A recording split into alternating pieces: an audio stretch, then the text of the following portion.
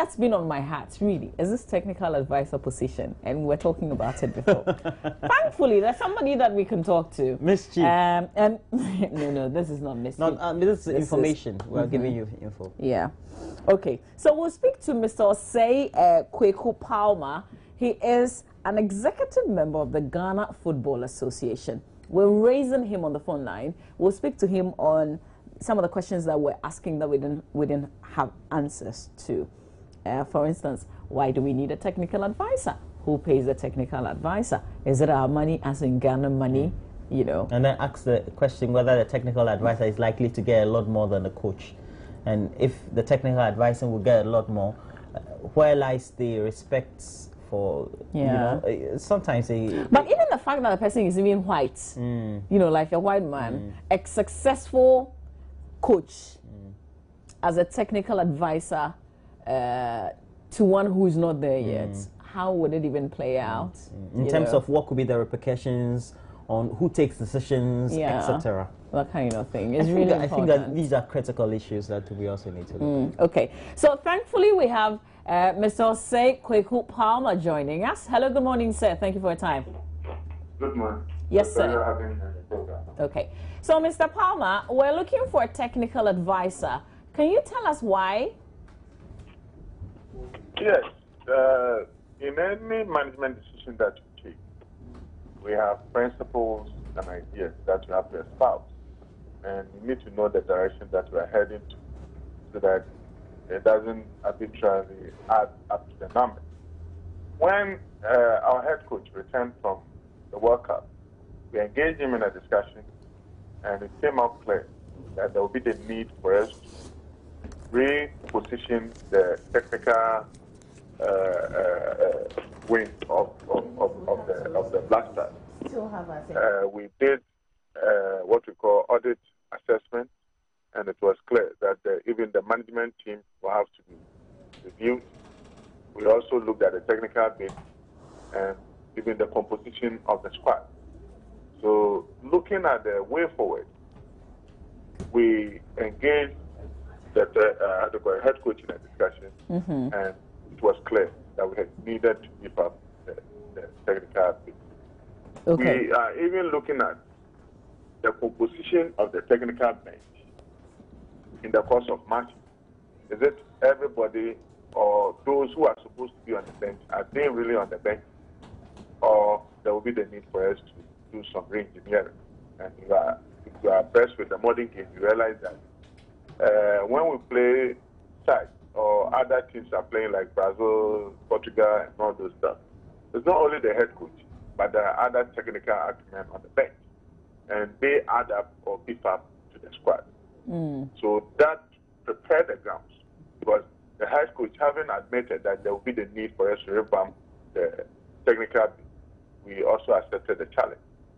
Okay. Then, from our analysis, it was clear that in the course of the World Cup, we had a top-notch video analyst from Manchester City, who more or less acted as a technical advisor in the course of the World Cup. Because at the end of a game, or in the course of a game or a training session, this man will engage the head coach in a discussion or a discourse, and at the end of it all, they tend to look at how best they can strengthen certain aspects of the squad.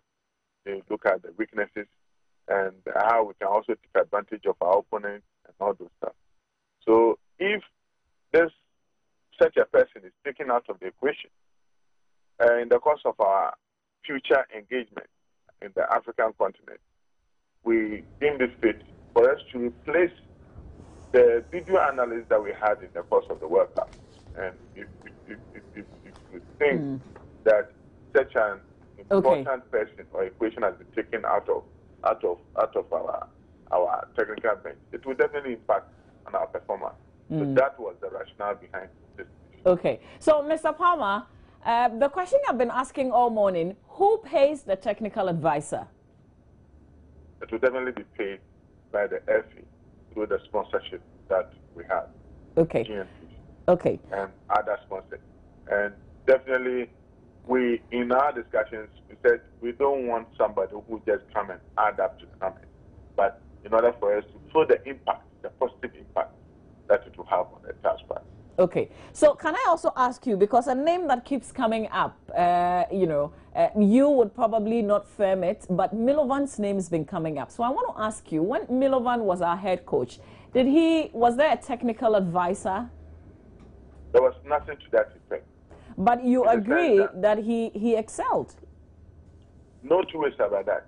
But, times are, those times are quite different from now.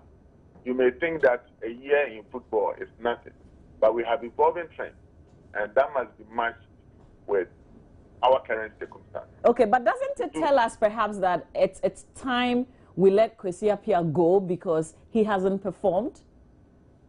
Because, see, if we settle on Milovan, for instance, it means that we have somebody who's coached us before, who excelled in that job, and then we have Kwesi Appiah, who hasn't gotten there yet.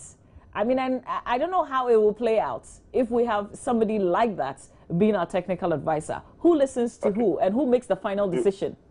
It's Kwesi Appiah who makes the final decision. But you also have to accept the basic fact that we need to also develop our coaching industry.